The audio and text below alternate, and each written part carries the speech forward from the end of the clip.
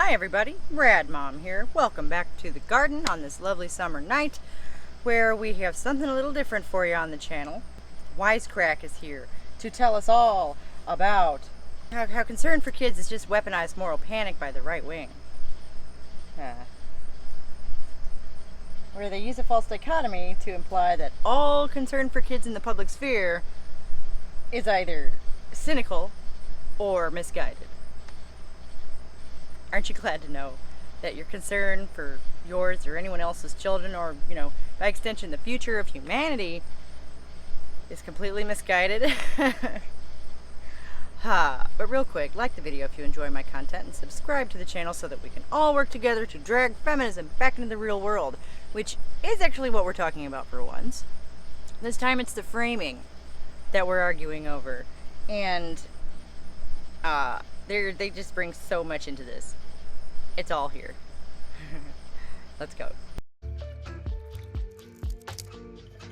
Okay, if you were an alien studying American culture today, you might conclude that the children are in danger. Only an alien from another planet could possibly think that kids are actually in danger, right? It is on your side this week, looking at the most dangerous things impacting our children. We're in the midst of a full-on moral panic, the likes of which hasn't been seen since your mom warned you about creepy men in white vans. Already the framing is pretty bad, right? Pretty biased against anyone concerned for children. As a parent, I object to this. Oh, I should mention, I do not want this to be seen as an attack against the fella in the video, because I have a feeling he didn't write this, and if he did, probably had a lot of help. For their part, Vice credits this to the mainstreaming of QAnon, i.e. the decentralized conspiracy group that believes things like Hillary Clinton pours kids' blood over her Fruit Loops. Vice notes that in recent months, QAnon talking points have been increasingly adopted by mainstream news, especially as it pertains to threats against children. I'm not going to sit here and say that cynical politicians and the like do not use folks' concern for their kids as an emotional short circuit for their rationality. They do. That doesn't mean that no one cares about their kids. And that doesn't mean that everyone who expresses concern for kids in general, in public, is associated with QAnon. Wow. According to reporter David Gilbert's investigation, in a single month during 2022, Fox News ran 51-hour segments discussing pedophilia and sex offenders. And Fox News has been completely discredited. I don't think I really have to say a whole lot about that. They're being sued again, apparently. And it's not just the media cashing in on this moral panic. Florida Governor Ron DeSantis made headlines when he signed a bill into law that forbids teachers from discussing or even answering questions about sexual orientation or gender identity. Because of that, if you're a student in Florida, just ask any questions you have about sexual orientation or gender identity in the comments, and we got you. DeSantis can't stop us. Hey kids, you can talk to us. That's creepy, right? Known as the Don't Say Gay law, this legislation has been widely criticized, as have companies who donated to politicians that supported it. We're not going to say any names here, but what's up, Mr. Disney? Like, I think that was meant to be a joke, because it's completely ridiculous. They're not going to say a name and then they drop a name. But this video is so obviously just bad propaganda. Like, even the jokes are completely unfunny. Sometimes I wonder, like, the only reason I know I'm hearing a joke is because it doesn't make any sense. We talk about this in our recent video on book banning. But the thing is, a lot of this all has to do with what's being taught in school. A conversation that has gotten so wildly charged that the FBI has started tracking threats to school board members. And we're happy that the FBI is protecting school board members rather than doing things like, I don't know, trying to get Martin Luther King Jr. to kill himself, a thing they really did. Look it up. Ooh, see, this is the first of several really punchy non sequiturs he's gonna throw at us. I assume to distract us from what he's actually saying and like the ramifications of it. But what do violent scenes at school board meetings over mask mandates and MLK Jr. books, the uptick in groomer discourse on Fox News, and the recent clashes at drag story hours all have in common? You guessed it, kids. Oh, and also libs of TikTok. They definitely have all of that in common. See, children are at the root of these contentious debates, with politicians on both sides appealing to the innocence of children and their need to be protected by more robust public policy. I don't just believe the children are the future. They literally are. They're the future of humanity, which is a charged topic, yes. That's a topic that's important to everyone, whether you have your own children or not. But political discourse centered around children is nothing new, nor is politicians using children to emotionally appeal to voters. Politicians will use anything in their reach to emotionally appeal to voters. So what is it about children that makes for such persuasive political talking points? I believe I already answered that question. They represent the future of the species. And is this discourse actually productive? I.e., is it making children safer? Probably not. And when politicians appeal to childhood innocence, is it really just emotional manipulation? Like if politicians do it, yes. But that is not the only thing we're going to be discussing here. We're going to roll through the non sequiturs. I'm not going to address that shit. Because I tried, and the video is over 2 hours long. They're distractions. Let's find out in this Wisecrack edition when kids become political tools. To understand the political discourse about childhood today, it helps to take a look back at how politicians have used children to their benefit in the past. The most well-known political use of children is that disgustingly germy habit of kissing babies. One of the earliest recorded examples of the now cliché campaign trail staple occurred when notable douchebag President Andrew Jackson was approached by a poor woman with a small child while visiting Princeton. Jackson took the child from her arms, proclaimed him a fine specimen of American childhood, presented the kid's dirty face to his secretary John Eaton, and said, "Kiss him." Politicians will use anything within their reach to manipulate popular opinion in their favor. Their livelihood depends on it. Kids are not alone in this. It's just a gimme because everyone has skin in that game to some degree. You either have them or you were one, or you're somewhat invested in the future of humanity. No baby in arm's reach of a politician would ever be safe again. Fun fact, I was kissed repeatedly by Ronald Reagan as a child, and it ruined me, and it made me this way. So, screw you, Ronald Reagan, and your kissy lips. Ew. Ew. Again, I can only assume that this is a joke. Like, that's not true, is it? Like, it's gotta be a joke, right? It's a bad one. By the late 1880s, kissing babies had become a well-known political move to gain favor with mothers. And by 1950, Life magazine even ran an article on how to do the photo op just right. But why did this practice become a means of testing whether or not a politician was ready to occupy the highest office in the US? Demonstrating that they care about the future of the species in a really visceral, symbolic way. It's shorthand, man. Maybe it's because parents feel proud when a future president holds their child. Maybe it's because watching a person who's about to be granted the nuclear codes show a glimmer of humanity, and especially familial love, is comforting to voters. Or, most cynically, it could be that childhood is associated with innocence. And by being seen holding or kissing a baby, these politicians can distance themselves from the less innocent aspects of their records. And is it cynical? Hell yeah, it is. They're politicians. What's your point? But so the solution to this quandary is not to decouple childhood and innocence, which is what they're gonna argue here. In fact, that association between childhood and innocence has not only made children effectively political props on the campaign trail, but it is also the driving force behind moral panics in politics. Now, the idea of childhood as a time of innocence is so ingrained in our culture that we rarely stop to think about where it actually came from. Ingrained in our culture. Well, yeah, I suppose. There's a lot of loaded phrases like that in here where they refer to something in such a way that it implies certain things. It's a very underhanded way of making your point. While ancient Greeks and later Christians conceived of children as naturally innocent, So all the way back to the ancient Greeks, they thought of children as naturally innocent. Gee, I wonder why. Could it be because they are?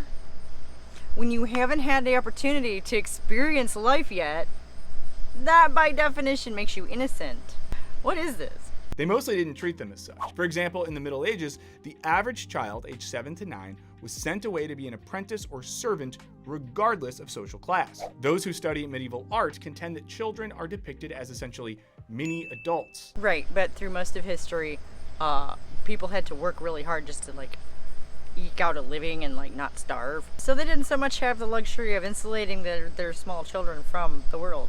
This started to change in the 17th century as Enlightenment thinkers popularized the conception of childhood innocence as something worth protecting. A darn Enlightenment. Scholar Carrie H. Robinson writes, the discourse of childhood innocence gained prominence. The discourse of childhood innocence. Here's another one of those loaded phrases. Like, it's not a discourse, it's a fact. Religious moral entrepreneurs of the time began to argue for increased modesty and greater surveillance and control of children's behavior. Having the time and resources to actually parent your children is not surveillance. This further increased with the Romantic literature of the 18th century, like Jean-Jacques Rousseau's Emile, which painted children as naturally good because they're close to nature, a quality they would lose when they grew into gross adults. At the beginning of the modern era, people began to have the resources to actually enact the way they had felt all along. This would all be followed by the Industrial Revolution and rise of urban middle-class values and morality. We all know how we hate those middle-class values, right? Like, reflexively, though? Jeez. Which privileged childhood innocence and saw them under increased surveillance by the emerging nuclear family. Though obviously lots of working-class kids were not afforded such assumptions of innocence and had to work in literal mines. Like, working-class kids were probably seen the same way by their parents. You trying to say poor parents don't care about their kids? They couldn't afford to keep them home. Also continuing into the present day, the presumption of innocence has largely been something only white kids enjoy, or resent. Presumption of innocence. There's another one. And we're going to bring racism into it, which is a non sequitur. But for those middle-class children, scholar Patricia Holland argues, things had changed. And now childhood was part of a more comfortable lifestyle based on an ideal of domesticity and privacy. What the hell's wrong with a comfortable private lifestyle? That's a lot of people's ideal. Yeah. What's wrong with that? Is that a conservative idea? I didn't think so. Romantic notions of childhood, combined with compulsory public education and eventually in age-segregated schools, further cemented the divide between adulthood and childhood, privileging childhood as a separate era of one's life. Good. I think sometimes kids and adults just need to be kept separate, don't you? And sometimes as an adult, I really cherish that time. The mid-19th century in America saw a rise of political activism surrounding children's welfare, including labor laws, access to drugs and alcohol, shifting age of consent laws, and regulations on where children could live. Robinson writes that reforms were ideologically influenced beyond just wanting to keep kids safe from harm, believing that children required special attention and protection for the sake of their moral development. Children do require special attention and protection, because they are innocent and naive, really, is the key word there. They're inexperienced. They don't know stuff about the world and how it works. Important stuff that keeps them from getting hurt. We're seeing a lot of images of small children. I want you to notice that. We're getting the impression that we're talking about like elementary and younger ages, okay? But they have not specified what age range it is that they're referring to. Because newsflash to Wisecrack, there's a big difference between a 5-year-old and a 15-year-old. A perspective influenced by Christian and conservative values. There it is. Christians and conservatives are not the only ones who care about children's moral development. They just have a very particular idea about what that looks like. They are not the only ones who care. Are you trying to imply that liberal people do not care about children's moral development? Because in my experience, it is quite the opposite. Or that non-religious people don't care about children's moral development? Again, that has not been my experience. By the 1930s, anthropologist Ruth Benedict observed that American society went to great extremes to differentiate children from adults, and mandated that children were to be protected from the ugly facts of life. All of this culminated in what scholar Vivina Zelizer described as the transition from the economically useful child to the economically useless but emotionally priceless child. The idea that middle-class children are economically useless. Those parents can hardly keep up with all the crap they need to buy for that kid. Middle-class children are some of the most economically potent people. There's so much marketing aimed at middle-class children. This is nonsense. And again, images of little kids. The kind of child that, you really, really want to protect from everything bad in the world. There's a couple of kids in raincoats. They sure are cute. It's funny that they're showing us all these pictures of little kids, and meanwhile accusing conservative politicians of manipulating people by pulling on their heartstrings and using kids as props. Project much? In fairness, I think I was both an economically and emotionally useless child. But if my mom or any of my teachers from school want to jump in the comments, let me know. Except for Miss Richardson from 5th grade. If you're still alive, you. She was the worst, just the worst. Here we have another man telling a woman, fuck you. It's like 2 weeks in a row, right? Again, I think that was supposed to be a joke. Scholar Hugh Cunningham even argues that the innocent child as the icon of Western civilization has practically become a substitute for religion. I have no comment on the cult of the child other than I know it exists, but I've never seen it in action firsthand. And this has real ramifications. As Robinson notes, the emotional capital invested in the child provides fertile ground in which to manifest social anxiety and moral panic. Emotional capital invested in the child also provides fertile ground for raising them. What the fuck is this woman on about? She's a lot of fun. She's the one they quote the most, and she's the life of every party.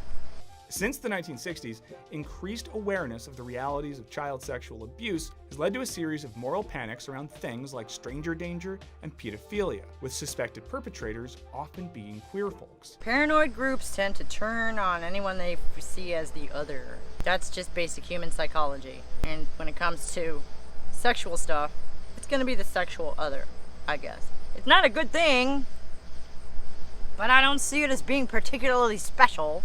And that's when the politicization of children really ramped up. Especially in recent years, there's been a growing ambient sense that children are always at risk of harm. These are our children. They skip down our streets, but the pedophile is waiting. There's a growing sense of risk. Here, look at some obvious propaganda. Like, is this a spoof? Kids do need guidance and protection all the time, especially ones this age. Again, elementary school age we're looking at, all right? Robinson argues that the perception of risk. Here's Carrie Robinson again. Excuse me, Professor Robinson. She works at the School of Social Sciences in Sydney, Australia. So she is actually a professor, I guess. That's good, because they just call her and most of the other people on their list of sources here a scholar, whatever that means. That the perception of risk can operate as a powerful means of social control. Yes, that's called terrorism. Are you suggesting that people who are attempting to care about kids in the public sphere are engaging in terrorism? Maintaining the status quo and dominant power relations underpinning societal inequalities. For example, scholar Kristen Davies contends that the image of the innocent child has been used to put limitations on the lives of adults. Here we go. The pearl-clutching middle-class moms have been putting limitations on the lives of adults.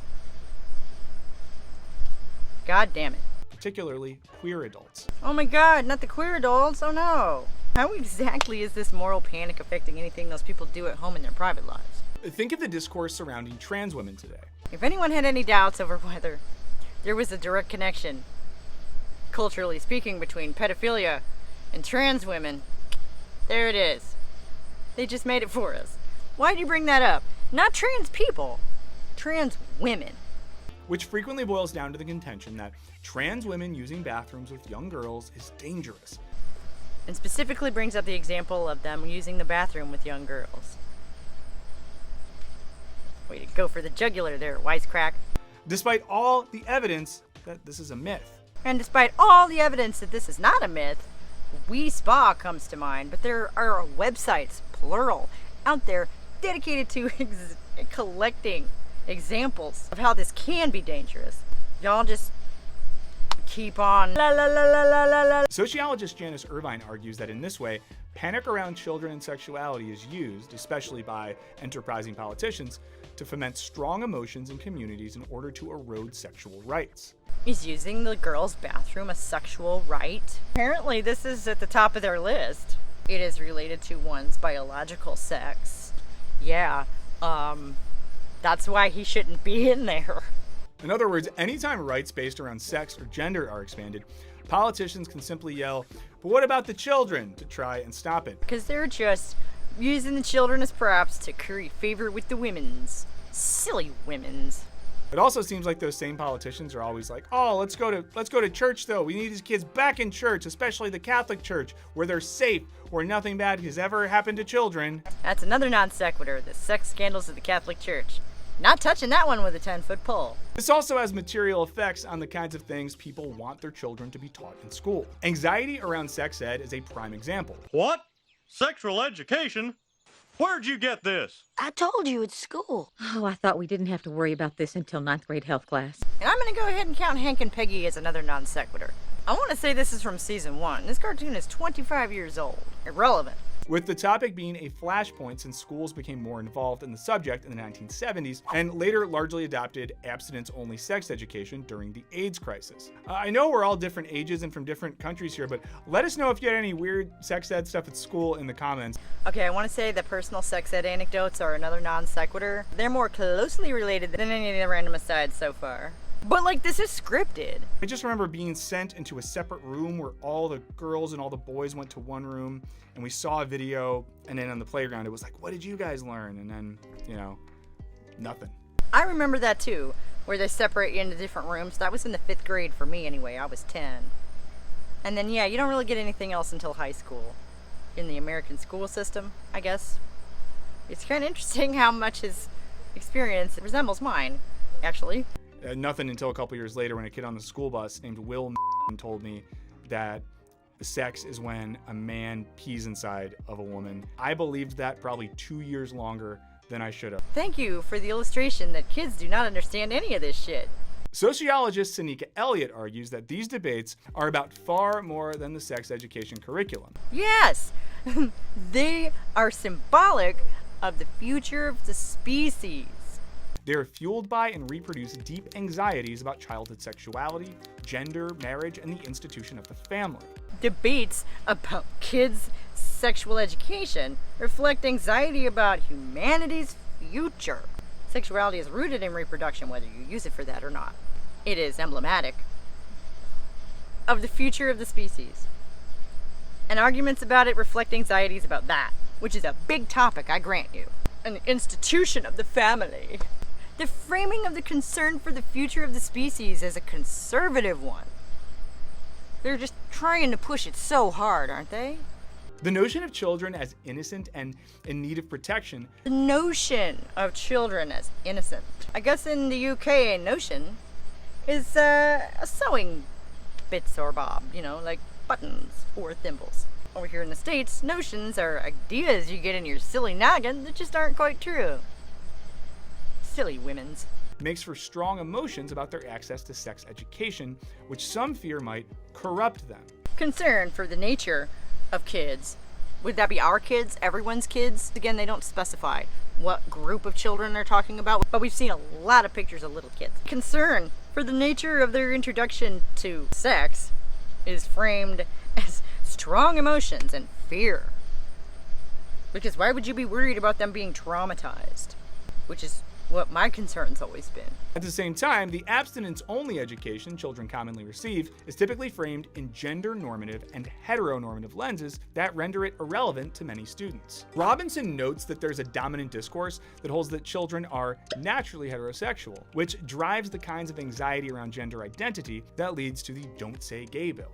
Children are naturally asexual because they've not had that software upgrade yet. They literally cannot process sexual concepts.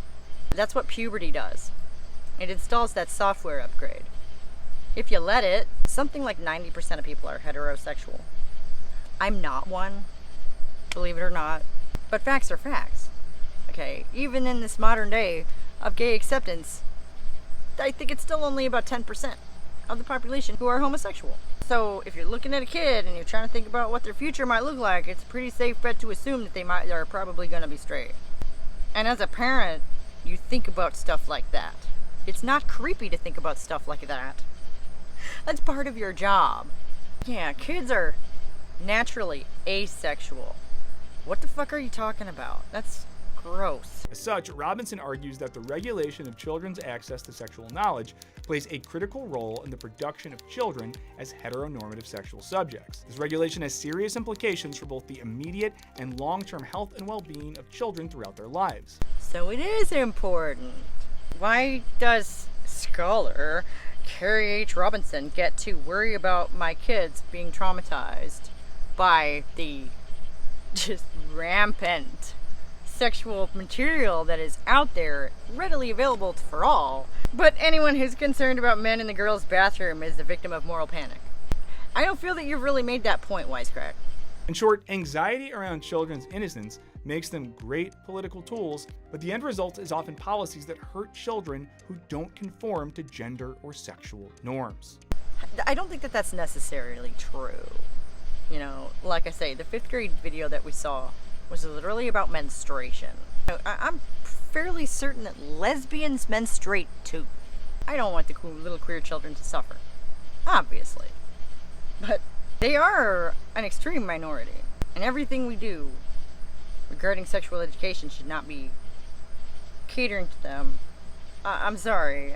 Yeah, I'm a bisexual. I've met people who don't believe we exist. I lived. But how does all this actually affect children? Well, along with being highly politicized, they're also largely denied autonomy, rights, full citizenship, and agency, as well as participation and inclusion in social, economic, political, and educational decision-making. Robinson argues that anxieties around the construction of childhood. The construction of childhood. It's not even a real thing. Childhood is constructed. It's a social construct. It's not even a real thing. Have you met children? Just like men and women are different, adults and children are also different.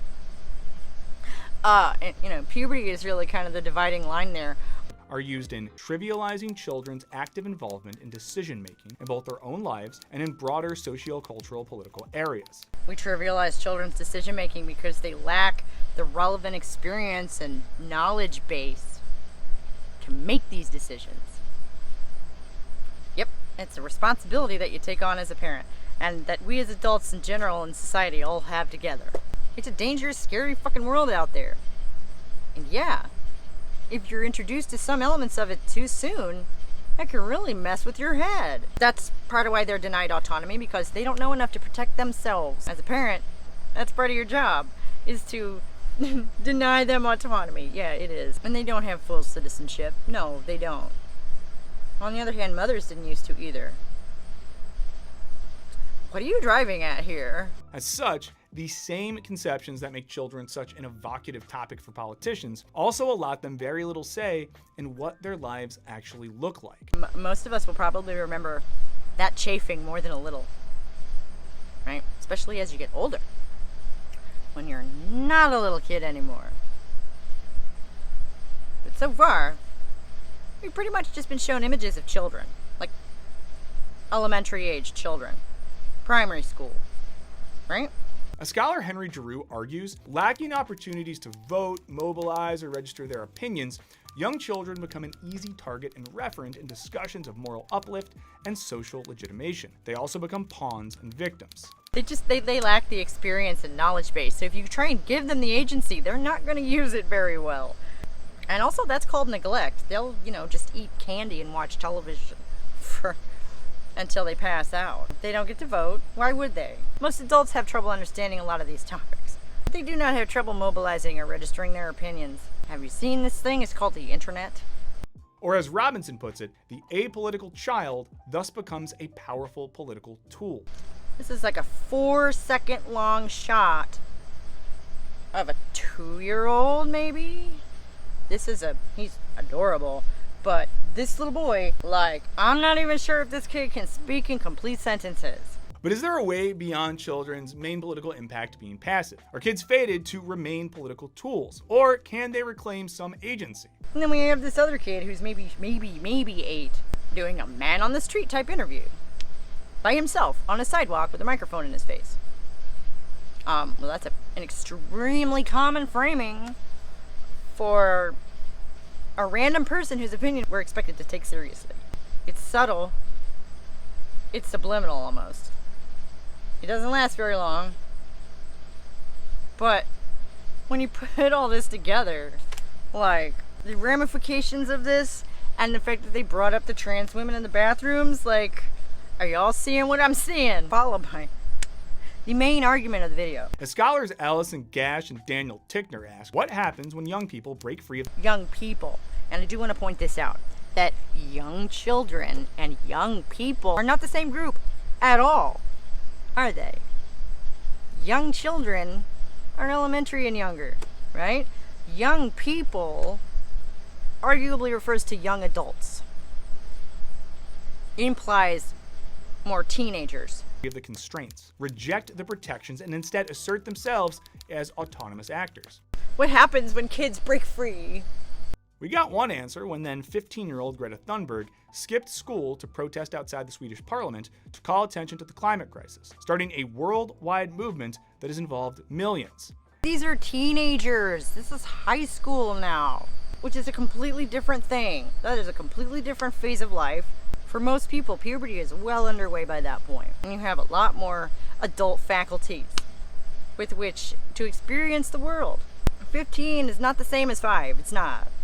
Teenagers are not toddlers. They're accusing us of excluding our kids by treating them as kids. The alternative would be... what exactly?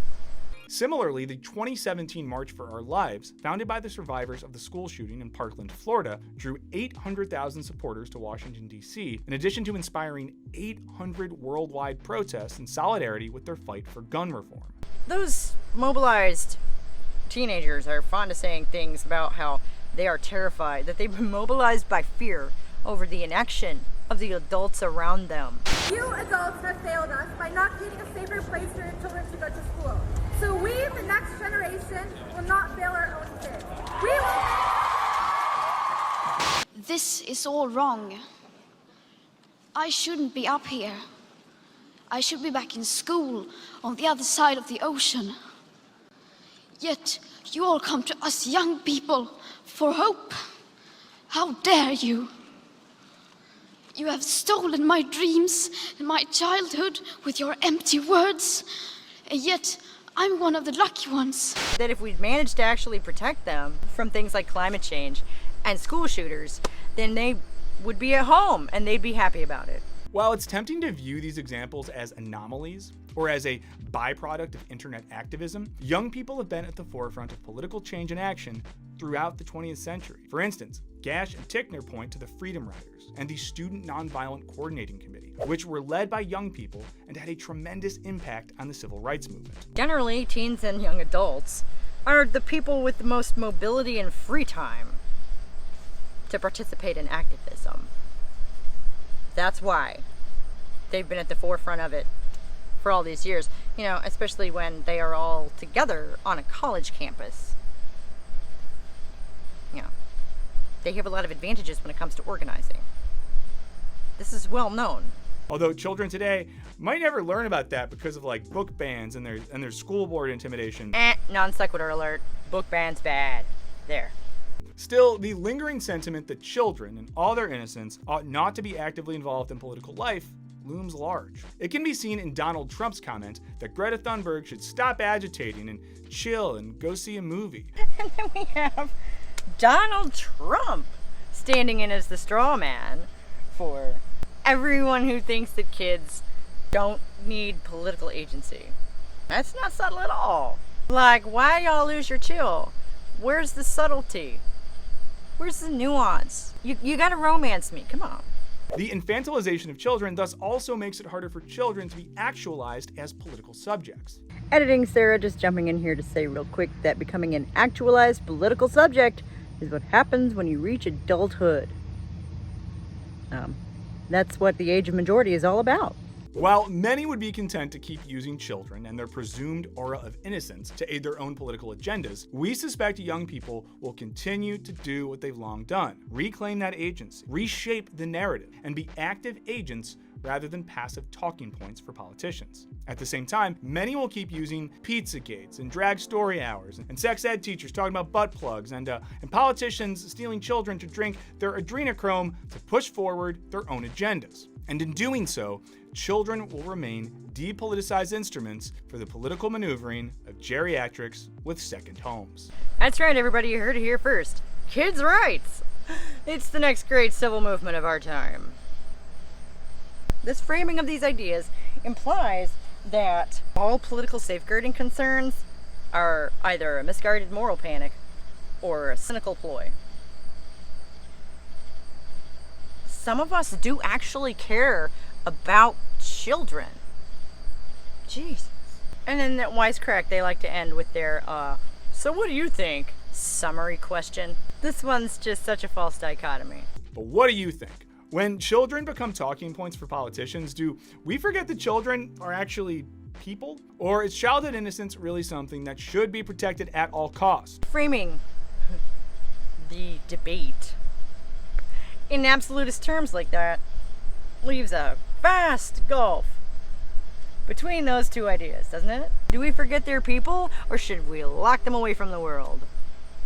Surely there is a happy middle somewhere.